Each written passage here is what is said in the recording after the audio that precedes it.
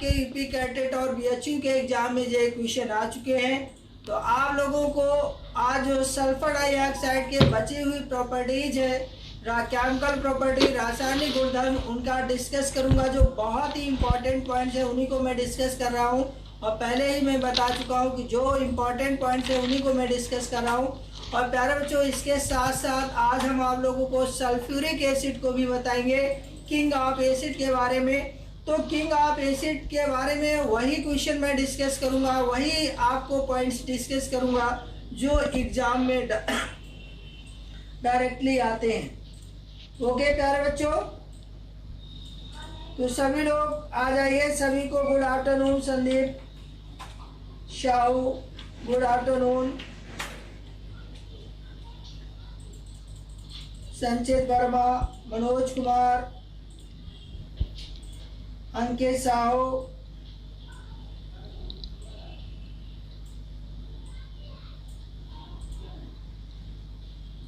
चलिए फिर क्लास को स्टार्ट करते हैं। सभी लोग आ गए हैं, मोस्टली आ गए हैं सभी लोग। अनमोल कुमार नमस्ते, आरोप,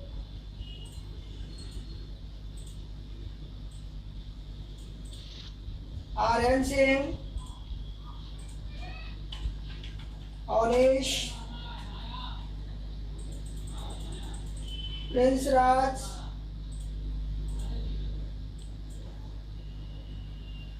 agriculture field Mishra, very good, good afternoon.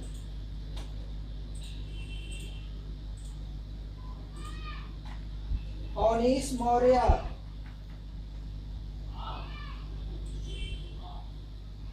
बच्चे घट बढ़ रहे हैं। प्रॉपर आप कंसंट्रेट होकर क्लास में जुड़ जाइए, और क्लास को मैं स्टार्ट करता हूं।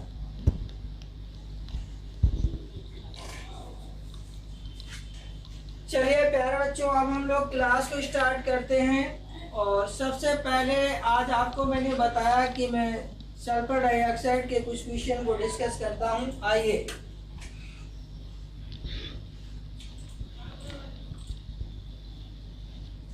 प्यारे बच्चों देखिए, उस दिन मैंने सल्फर डाइऑक्साइड का डिस्कस किया था। आज हम लोग सल्फर डाइऑक्साइड की प्रॉपर्टीज का अध्ययन करेंगे। और मैंने बताया कि डिट्टो आपको जो प्रॉपर्टी मिलती है, और ये आप यूपी कैडेट बीएचयू का पेपर कोई भी उठाकर देख लीजिएगा प्यारे बच्चों, ये आपके कई बार लाइन पूछी गई हैं, कई बार ये क्वेश्चन पूछा गया है। सबसे पहला जो पॉइंट है इसका, रासायनिक गुण में, कि जो हमारा सल्फर डाइऑक्साइड होता है, सल्फर डाइऑक्साइड पोटेशियम परमैंगनेट के विलयन को आपसे क्वेश्चन कैसे पूछा जाएगा, नोट कर लीजिएगा, ध्यान से सुनिएगा, कंसंट्रेट होकर। आपसे ये पूछा जाएगा कि सल्फर डाइऑक्साइड अम्लीय पोटेशियम परमैंगनेट के विलयन का रंग कर देता है। तो सल्फर डाइऑक्साइड अम्लीय पोटेशियम परमैंगनेट का जो विलयन होता है, उसका जो रंग हो जाता है वो कैसा हो जाता है, रंगहीन हो जाता है। कैसा हो जाता है, रंगहीन हो जाता है।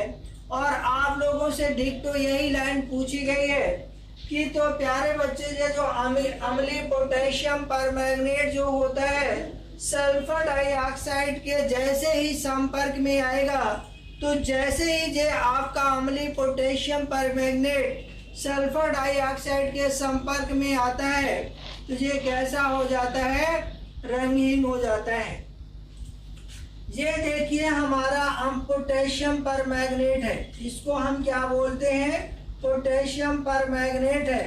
ये हमारा पोटेशियम परमैंगनेट है, ये पोटेशियम परमैंगनेट है, और ये हमारी सल्फर डाइऑक्साइड है।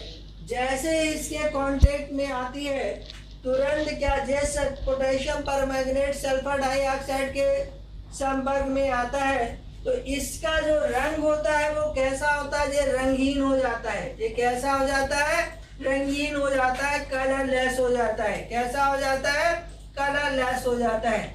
तो प्यारे बच्चों, जो हमारा यहाँ पर पोटेशियम परमैंगनेट होता है वो सल्फर डाइऑक्साइड के संपर्क में उसका रंग कैसा हो जाता है, रंगहीन हो जाता है। तो ये रिएक्शन है potassium permanganate react with sulphur dioxide to form potassium sulphate, magnesium sulphate and sulphuric acid. तो प्यारे बच्चों आपको जो रिएक्शन दी जाएगी और इसमें आपसे ये पूछा जाएगा कि जो हमारा अम्लीय पोटेशियम परमैंगनेट होता है उसका रंग कैसा हो जाता है। तो आपको यहाँ पर आप लोगों ने सभी ने देख लिया कि यहाँ पर इसका रंग कैसा हो रहा है, इसका रंग कैसा हो रहा है, रंगहीन हो रहा है। कैसा हो रहा है, रंगहीन हो रहा है। तो प्यारे बच्चों आप लोगों को सभी को याद रखना है कि जब भी हमारा अम्लीय पोटेशियम परमैंगनेट सल्फर डाइऑक्साइड के संपर्क में आएगा तो उसका रंग जो होगा वो रंगीन हो जाएगा, कलरलेस हो जाएगा। ओके, चलो अब हम लोग आगे नेक्स्ट पॉइंट पर चलते हैं। प्यारे बच्चों ये हमारा नेक्स्ट पॉइंट है। यहाँ पर लिखा है कि जो हमारा सल्फर डाइऑक्साइड होती है वो अम्लीय पोटेशियम डाइक्रोमेट, जो हमारी सल्फर डाइऑक्साइड होती है वो अम्लीय पोटेशियम डाइक्रोमेट के विलयन को हरा कर देती है। वेरी वेरी इंपॉर्टेंट, ये सभी पॉइंट्स बहुत ही एग्जाम की दृष्टि से बहुत ही इंपॉर्टेंट है। मैंने आपसे बोला कि क्या होता है कि सल्फर डाइऑक्साइड अम्लीय पोटेशियम डाइक्रोमेट के विलयन को कैसा कर देती है, हरा कर देती है। सल्फर डाइऑक्साइड अम्लीय पोटेशियम डाइक्रोमेट के विलयन को हरा कर देती है। कैसा कर देती है, हरा कर देती है। तो प्यारे बच्चों जब ये हमारा अम्लीय पोटेशियम डाइक्रोमेट सल्फर डाइऑक्साइड के संपर्क में आता है तो जैसे ही सल्फर डाइऑक्साइड के संपर्क में आएगा तो जो अम्लीय पोटेशियम डाइक्रोमेट होगा उसका जो रंग होगा वो रंग कैसा हो जाएगा, हरा हो जाएगा, ग्रीन हो जाएगा। प्यारे बच्चों आप देख पा रहे होंगे कि यहाँ पर ये अम्लीय पोटेशियम डाइक्रोमेट का रंग कैसा हो रहा है, हरा हो जा रहा है। अब देखिए ये हमारा क्या है, ये पोटेशियम डाइक्रोमेट है। इसको हम क्या बोलते हैं, पोटेशियम डाइक्रोमेट। ये हमारा पोटेशियम डाइक्रोमेट है, डाइक्रोमेट है। और देखिए ये हमारा अम्लीय पोटेशियम डाइक्रोमेट है। अगर कभी कभी आप लोगों से केवल यही पूछ दिया जाता है कि पोटेशियम डाइक्रोमेट का फार्मूला क्या होता है, तो पोटेशियम डाइक्रोमेट का जो फार्मूला होता है वो K2Cr2O7 होता है। प्रश्न तो इससे और भी बनते हैं। इसमें ऑक्सीकरण संख्या पूछ ली जाती है कि Cr की ऑक्सीकरण संख्या क्या होती है। तो प्यारे बच्चों अब ऑक्सीकरण संख्या अगर यहाँ पर इसकी निकाली जाएगी तो +6 होती है। Cr की यहाँ पर अगर Cr की ऑक्सीकरण संख्या निकाली जाए तो +6 होती है। और ये बात आपको एक्सप्लेन मैं कर सकता हूँ जब मैं आपको लोगों को पढ़ाऊंगा। ऑक्सीकरण और अपचयन चैप्टर 1 है तो इसमें ऑक्सीकरण संख्या और अपचयन संख्या के बारे में, जो अपचयन के बारे में बताया जाएगा।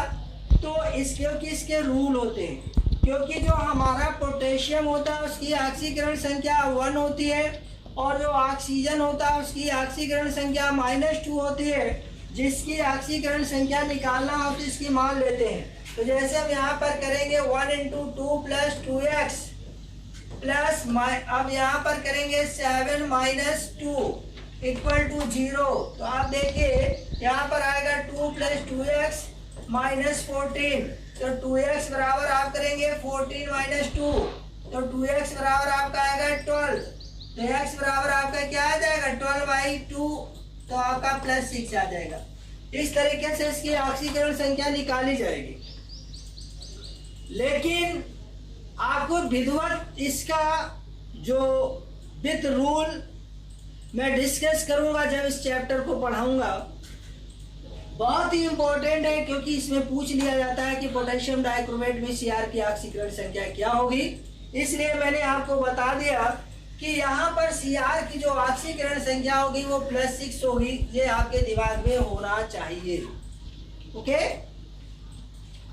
तो हमने आपको बताया कि जो हमारा पोटेशियम डाइक्रोमेट होता है, अम्लीय पोटेशियम डाइक्रोमेट जब सल्फर डाइऑक्साइड के संपर्क में आता है तो potassium dichromate react with sulphur dioxide and sulphuric acid to form potassium sulphate. Potassium sulphate बनता है और क्रोमियम सल्फेट बनता है और आपका क्या बनता है, वाटर बनता है। ओके प्यारे बच्चों, सभी को क्लियर हो गया? तो आपको मालूम चल गया कि जो हमारा पोटेशियम, सभी लोग बताइए, सभी को क्लियर हो गया? एक बार सब लोग बताइए यस नो। सभी को क्लियर हो गया?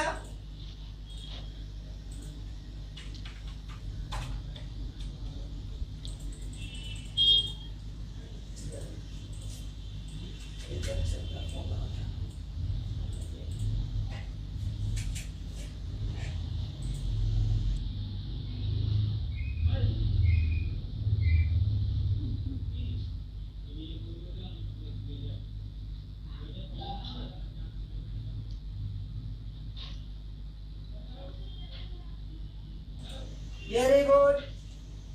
अच्छा, अगेन एक बार बता दिया जाए। Yes yes, very good, clear है, वेरी गुड। कृष्णा कुमार कह रहे हैं एक बार अगेन कर दिया जाए। ओके चलिए ठीक है प्यारे बच्चों, मैं एक बार दोबारा रिपीट करता हूँ। आप क्या कहना चाह रहे हैं कृष्ण कुमार?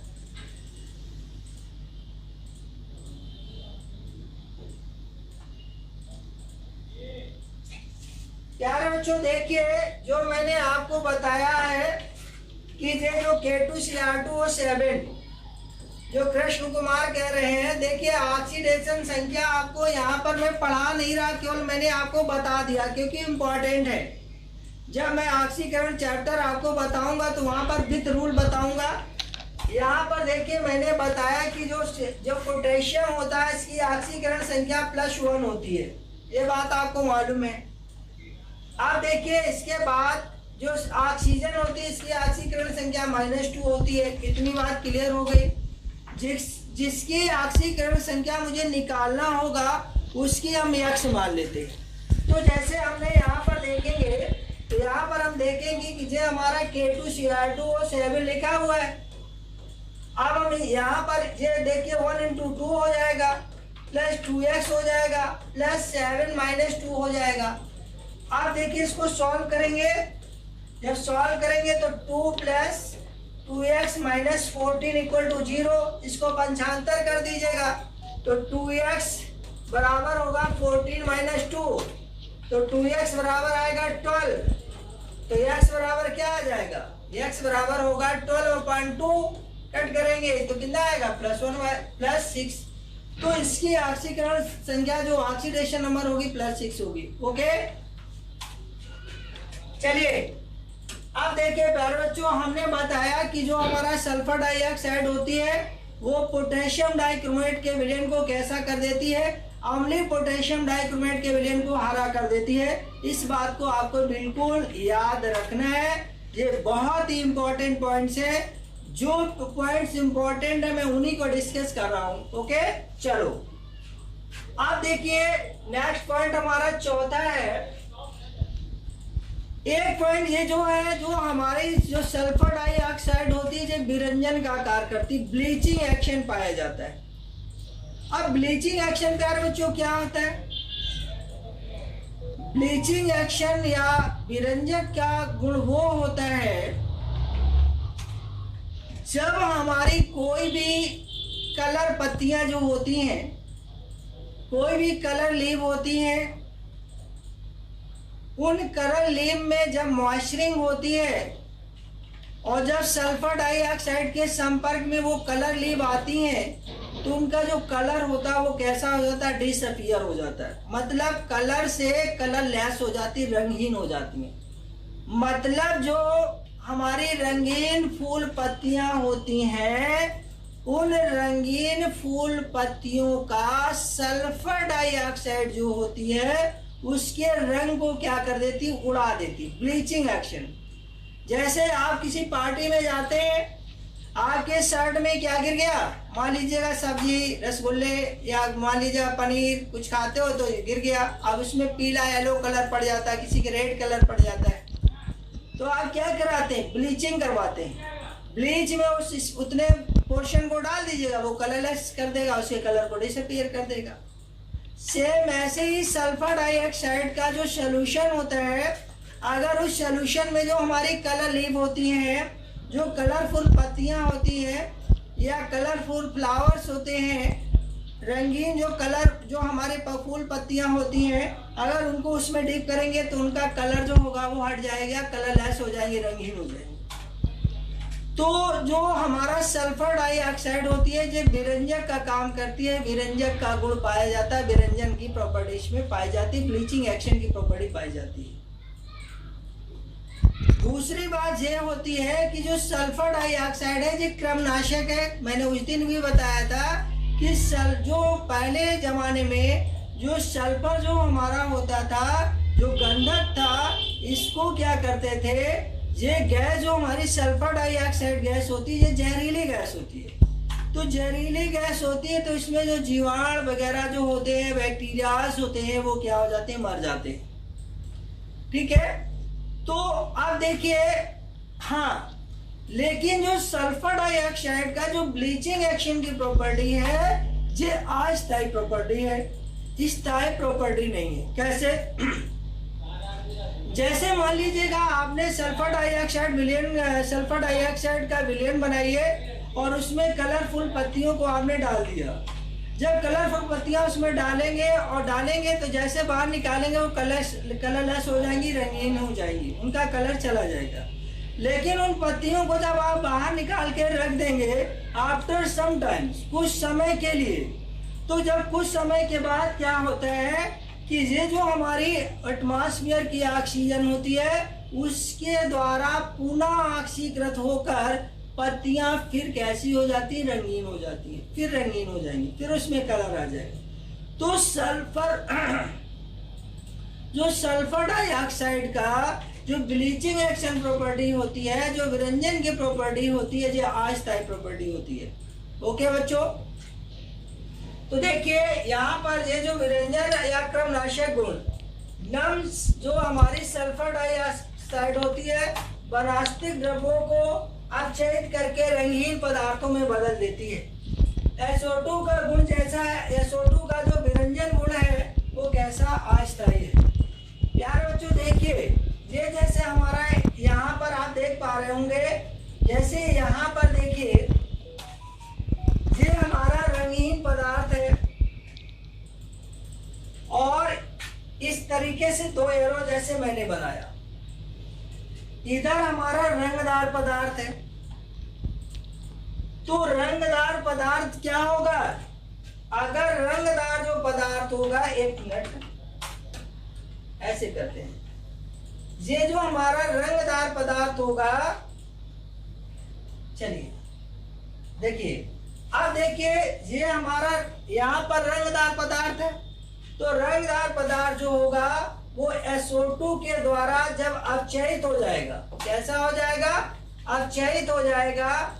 तो अपचयित होने पर ये कैसा हो जाएगा, रंगीन पदार्थ में बदल जाएगा। कैसे में बदल जाएगा, रंगीन पदार्थ में बदल जाएगा। लेकिन ये पुनः अगर वायुमंडल की ऑक्सीजन से, O2 से ऑक्सीकरण होकर, अगर इसका ऑक्सीकरण हो जाए तो पुनः ये कैसा हो जाएगा, फिर कैसा हो जाएगा, रंगदार पदार्थ बन जाएगा। इसका मतलब ये जो घटना है, ये घटना कैसी है, अस्थायी घटना है, परमानेंट नहीं है।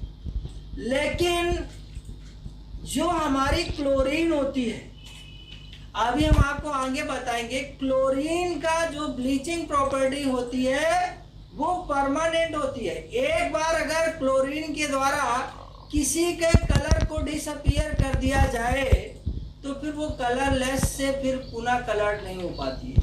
ओके, तो ये जो हमारा SO2 है, इसका जो विरंजन का गुण होता है वो कैसा होता है? अस्थायी होता है। प्यारे बच्चों, ये बात क्लियर हो गई? सभी लोग बताइए, क्लियर हो गई? आगे बढ़े फिर हम लोग।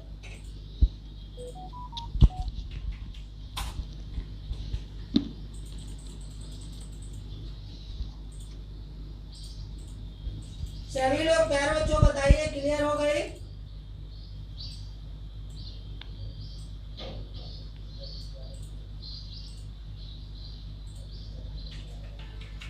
सभी लोग एक बार बता दीजिएगा, लिखिए यस। Very good. अमित ने बोला, अमित बघेल यस, क्लियर है, क्लियर है। ओके, सोनू पाल भी कह रहे हैं क्लियर है। Yes, very good. जी sir, very good. Disha, Amit Kumar, okay, very good.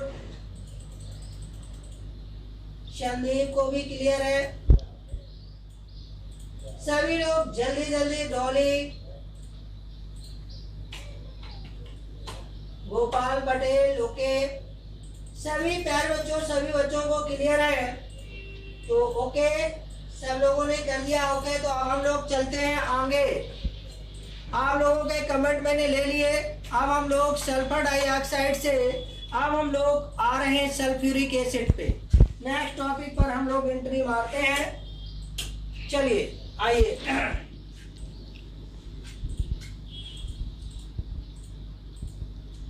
प्यारे बच्चों, अब हम लोग सल्फ्यूरिक एसिड पर आ गए। देखिए, यहाँ पर हम लोग सल्फ्यूरिक एसिड पढ़ेंगे। सल्फ्यूरिक एसिड जो होता है उसका जो फार्मूला क्या होता है? H2SO4 होता है। क्या होता है? H2SO4 होता है।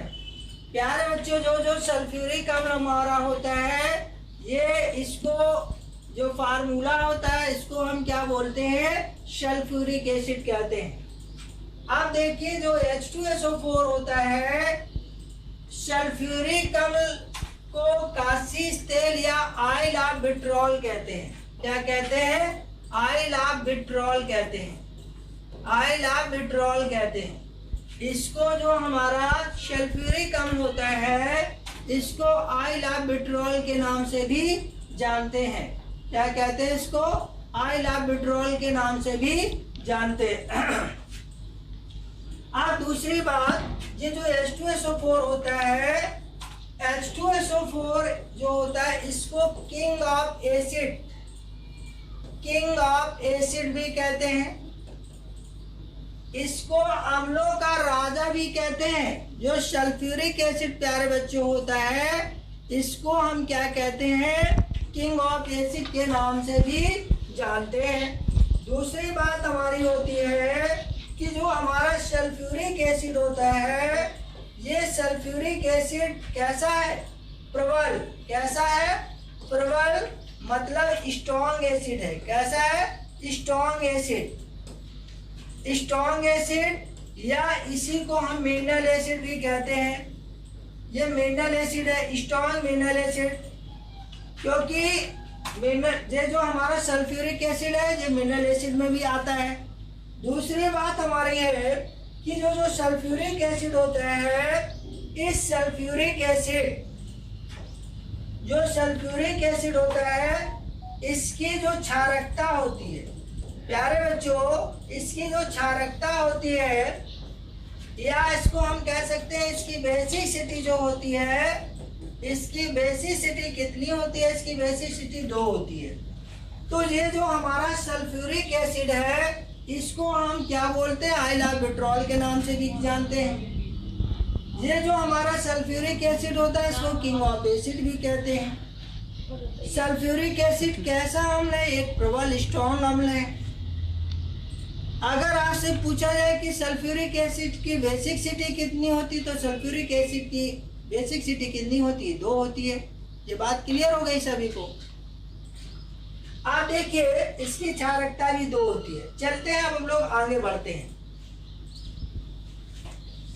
प्यारे बच्चों, ये जो हमारा जो सल्फ्यूरिक एसिड होता है, अब देखिए, हम लोग पढ़ रहे हैं, हम लोगों को कंपटीशन एग्जाम देना है,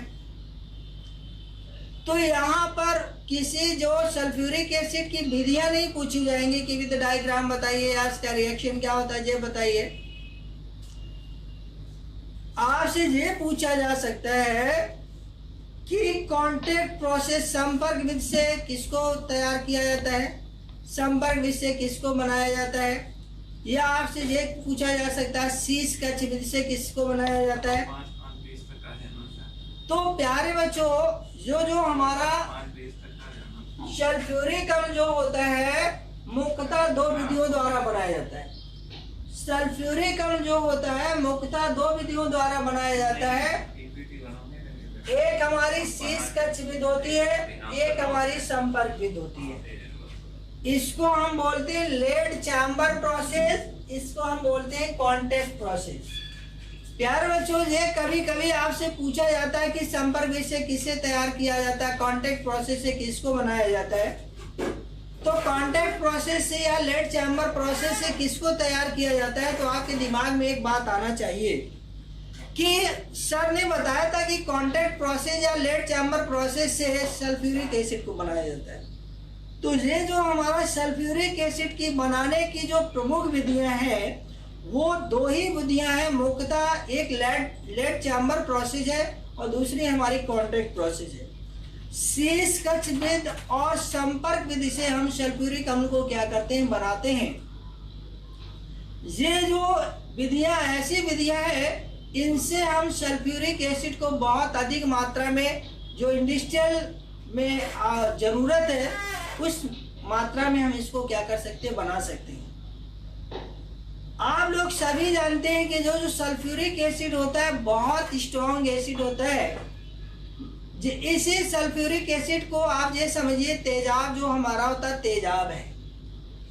98% जो सल्फ्यूरिक एसिड होता है, 98% प्योर सल्फ्यूरिक एसिड अगर आपकी इस हथेली में यहाँ पर रख दिया जाए और केवल 2 मिनट वेट करने को कहा जाए कि 2 मिनट वेट कर लीजिएगा, 2 मिनट ज्यादा होंगे, ये सल्फ्यूरिक एसिड यहां से निकल के इस साइड आ जाए। अगर 98% प्योर सल्फ्यूरिक जो एसिड होता है, लैब जो प्रयोगशालाएं होती वहां पर होता है, स्टूडेंट को उसको इर्द गिर्द भी नहीं भटकने दिया जाता है। तो सल्फ्यूरिक एसिड हमने आपको बताया कि मुख्यतः दो विधियों द्वारा बनाया जाता है। एक हमारा लेड चैम्बर प्रोसेस हुआ, दूसरा हमारा कांटेक्ट प्रोसेस हुआ। तो प्यारे बच्चों, ये देखिएगा शीश कक्ष विधि है और एक हमारी क्या है, संपर्क विधि। अब या तो ये पूछा जाएगा या फिर क्या पूछा जा सकता है, आपसे ये पूछा जा सकता है कि जो शीश कक्ष विधि होती है, शीश कक्ष के विधि में, शीश कक्ष विधि में सल्फ्यूरिक अम्ल बनाने में किस उत्प्रेरक का उपयोग किया जाता है, किस उत्प्रेरक का उपयोग किया जाता है। तो जो नाइट्रोजन के ऑक्साइड होते हैं, नाइट्रोजन के ऑक्साइड वायु के द्वारा ऑक्सीकृत होकर ऑक्सीकृत हो जाते हैं और ये ऑक्सीजन कैरियर का काम करते हैं, और ऑक्सीजन कैरियर ऑक्सीजन को ले जाकर सल्फर डाइऑक्साइड को क्या करते हैं, देते हैं। इसलिए नाइट्रोजन के जो ऑक्साइड होते हैं वो लेड चैम्बर प्रोसेस में क्या काम करते हैं, उत्प्रेरक का, कैटालिस्ट का काम करते हैं। क्यों काम करते हैं, मैंने बताया कि ये क्या होते हैं कि वायुमंडल की ऑक्सीजन से नाइट्रोजन डाइऑक्साइड में कन्वर्ट होंगे और ऑक्सीजन को ले जाकर सल्फर डाइऑक्साइड को देंगे। सल्फर डाइऑक्साइड, जो सल्फर डाइऑक्साइड होगी वो ऑक्सीकृत होकर सल्फ्यूरिक अम्ल में क्या हो जाएगी, कन्वर्ट हो जाएगी। तो यहाँ पर लेड चैम्बर प्रोसेस में नाइट्रोजन के ऑक्साइड जो होते हैं वो कैटालिस्ट का काम करते हैं, उत्प्रेरक का काम करते हैं। अगर आपसे पूछा जाए कि जो कांटेक्ट प्रोसेस होती है, संपर्क विधि होती है, संपर्क विधि में, संपर्क विधि से सल्फ्यूरिक अम्ल बनाने में किस उत्प्रेरक का उपयोग किया जाता है, किस कैटालिस्ट का प्रयोग किया जाता है। तो वो जो हमारा कैटालिस्ट होता है वो कैटालिस्ट वेनेडियम पेंटॉक्साइड होता है, B2O5 होता है वेनेडियम पेंटॉक्साइड। इस वेनेडियम पेंटॉक्साइड को ही उत्प्रेरक के रूप में क्या किया जाता, प्रयोग किया जाता है। ये संपर्क विधि में कांटेक्ट प्रोसेस में सल्फ्यूरिक अम्ल बनाने में क्या करता है, ऑक्सीकृत करता है और उसको वेनेडियम पेंटॉक्साइड को उत्प्रेरक के रूप में क्या करते हैं, प्रयोग करते हैं। चलिए प्यारे बच्चों, हम लोग आगे देखते हैं। इसमें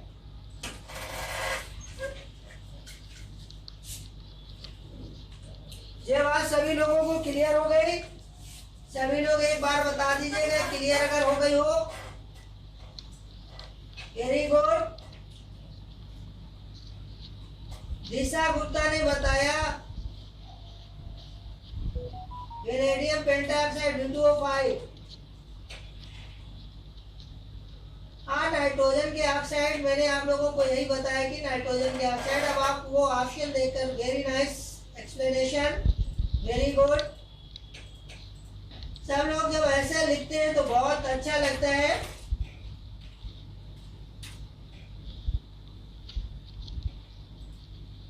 और आपके इस लिखने से बहुत बड़ा मोटिवेशन मिलता है कि जो हम पढ़ा रहे हैं बच्चों को क्लियर आ रहा है, समझ में आ रहा है।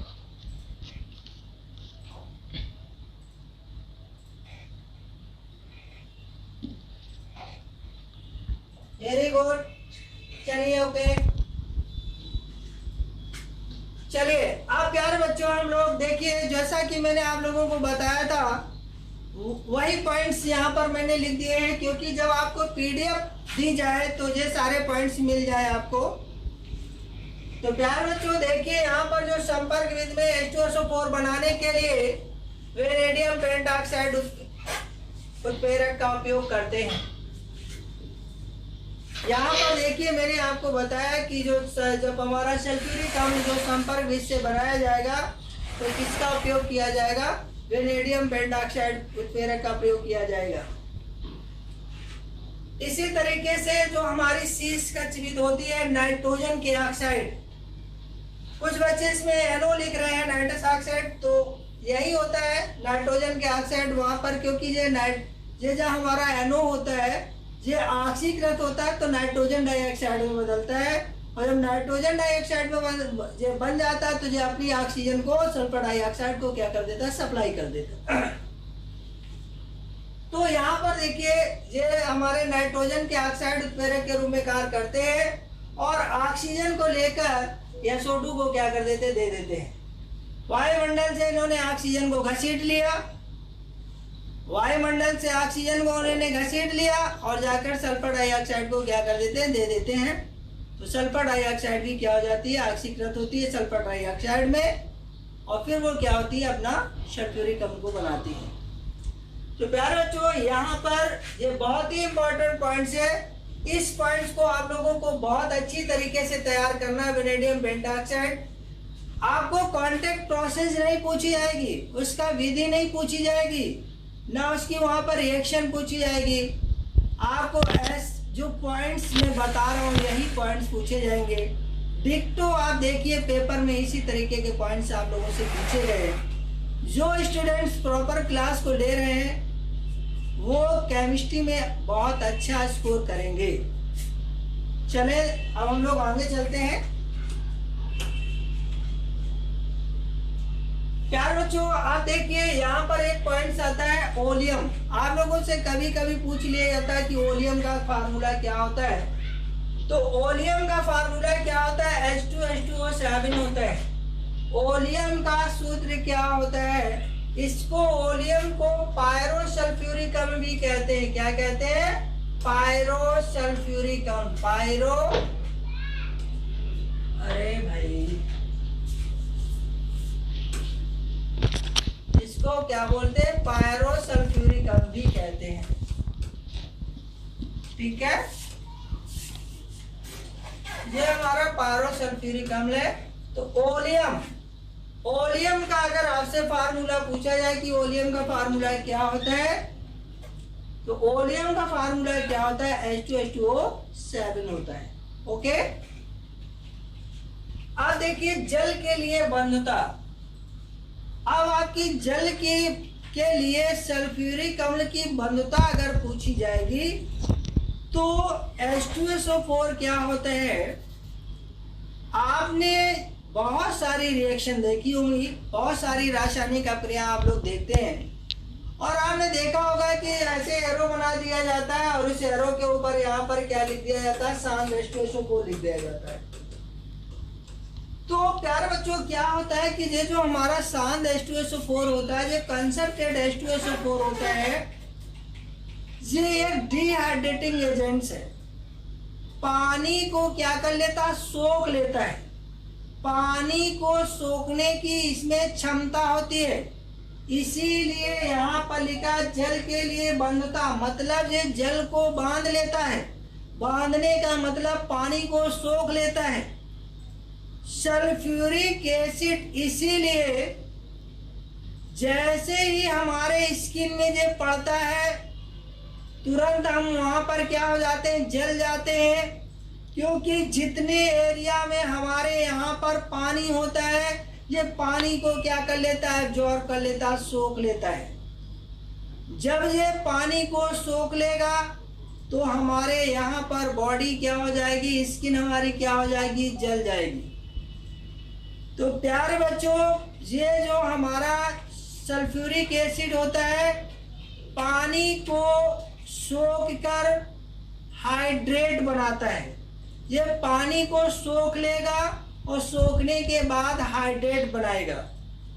तो कभी भी किसी के साथ अगर इसको डाल दिया जाए, मिला दिया जाए, तो जितना पानी होगा उस पानी को जो अपनी तरफ खींच लाएगा, सोख लेगा।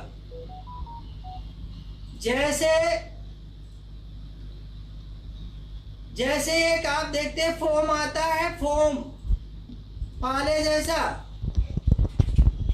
अगर मान लो यहाँ पर पानी कहीं पर एक कटोरी में रखा जाए और उसमें वो फोम रख दिया जाए, पानी को सोख लेगा।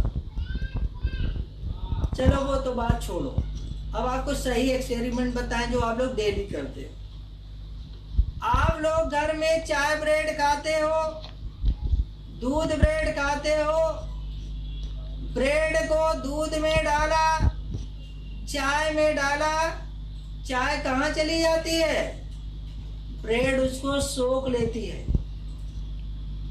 सेम ऐसे ही सल्फ्यूरिक अम्ल भी वाटर को क्या कर लेता है, सोख लेता है। तो पानी को वो सोखने का काम करता है। हाइड्रेटिंग एजेंट से डिहाइड्रेटिंग एजेंट से लिखा है कि जब सल्फ्यूरिक अम्ल जल में घुलता है तो ऊष्मा उत्पन्न होती है। जाहिर सी बात है, क्योंकि ये जल में घुलेगा तो हाइड्रोनियम आयन बनेंगे, वहां पर ऊष्मा क्षेपी अभिक्रिया होगी और ऊष्मा क्षेपी जब अभिक्रिया होती है तो आप लोग प्यारे बच्चों जानते हैं कि जब ऊष्मा क्षेपी अभिक्रिया होती है तो उसमें ऊष्मा क्या होती है, उत्पन्न होती है। जो थर्मिक रिएक्शन का मतलब होता है हीट वहां से रिलीज होती है। अगर ऊष्मा उत्पन्न ना होती, आप लोग अगर कभी भी अपने प्रयोगशाला में, केमिस्ट्री की प्रयोगशाला में वहां पर गए होंगे विद्यालय में, अगर सल्फ्यूरिक अम्ल को कभी आपको डाइल्यूट करने को बताया गया हो या सल्फ्यूरिक अम्ल कैसे डाइल्यूट किया जाता है या कोई भी एसिड कैसे डाइल्यूट किया जाता है, आपको कॉलेज में बताया गया होगा। अगर नहीं बताया गया तो मैं आपको उन लोगों को बता रहा हूं कि अगर हमारा ये H2SO4 है और ये हमारा क्या है, H2O है। अब मान लीजिएगा यहाँ पर 10 ml हमारा जो H2SO4 है, यहाँ पर 20 ml जो हमारा वाटर है। तो प्यारे बच्चों अगर हमें इस एसिड को 10 ml H2SO4 को डाइल्यूट करना होगा तो हम क्या करेंगे, इस H2O को इसमें धीरे धीरे क्या करेंगे, मिलाएंगे। एक साथ नहीं डालेंगे, थोड़ा थोड़ा पानी मिलाकर इसको हिलाते रहेंगे, क्योंकि यहाँ पर जैसे ही जो H2SO4 इसमें आएगा हाइड्रोनियम आयन बनेंगे। वाटर जैसे ही H2SO4 में आएगा हाइड्रोनियम आयन बनेंगे। लेकिन कभी भी जीवन में कभी भी एसिड को वाटर में मिलाकर डाइल्यूट नहीं किया जाता है।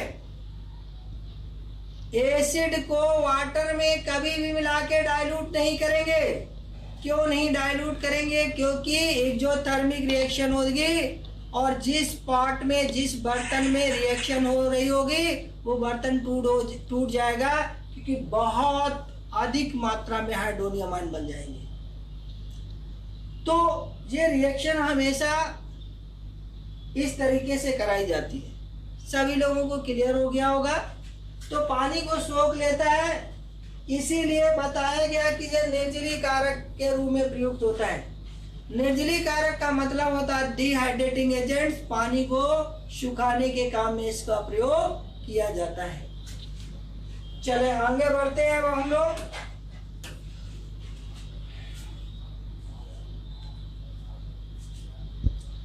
प्यार बच्चों, जो अब क्रिया पूछी गई है, ये आ चुकी है अब क्रिया।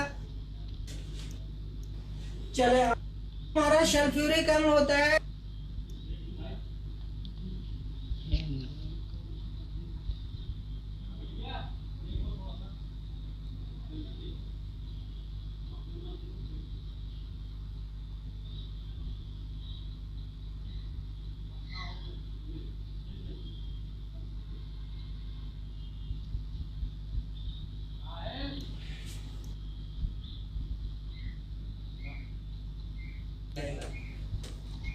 कार्बन जो हमारा होगा कैसा हो जाएगा? काला कार्बन कोयला जैसा बन।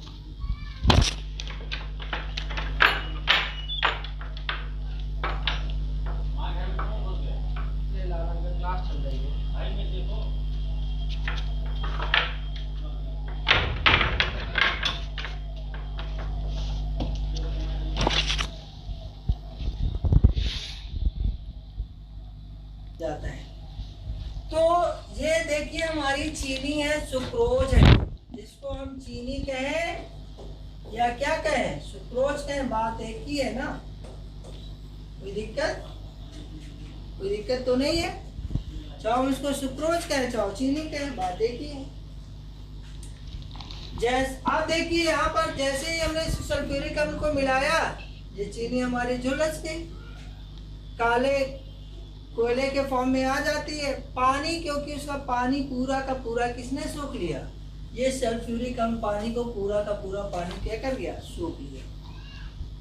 ओके, इसी तरीके से नेक्स्ट हमारा क्या है, अगर बेंजीन के साथ इसके क्रिया हो, ये बेंजीन क्या है प्यारे बच्चों? बेंजीन हमारा एक एरोमेटिक कंपाउंड है। ऐसा कंपाउंड है, एरोमेटिक कंपाउंड है।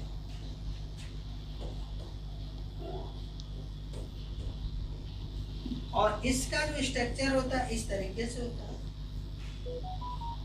ये स्ट्रक्चर। जब बेंजीन की क्रिया शान सल्फ्यूरिक अम्ल के साथ होती है तो यहाँ पर हमारा क्या बनता है? बेंजीन सल्फोनिक अम्ल बनता है। क्या बनता है? बेंजीन सल्फोनिक अम्ल बनता है। क्या बनेगा? बेंजीन सल्फोनिक अम्ल बनता है। बेंजीन सल्फोनिक अम्ल या बेंजीन सल्फोनिक एसिड बनेगा। ओके, तो प्यारे बच्चों, ये हमारी क्या है, उसकी जो इम्पोर्टेंट कुछ रिएक्शन है वो मैं आप लोगों को डिस्कस कर रहा हूँ, और शायद आप लोगों को क्लियर हो गई होंगी ये पॉइंट्स। सभी लोगों को क्लियर हो गए?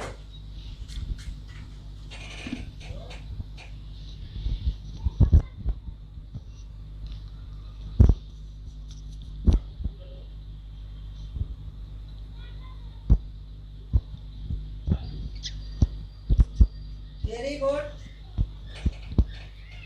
हर शर्मा कह रहे हैं 4 बेड वाला एग्जाम्पल बहुत अच्छा समझ में आया।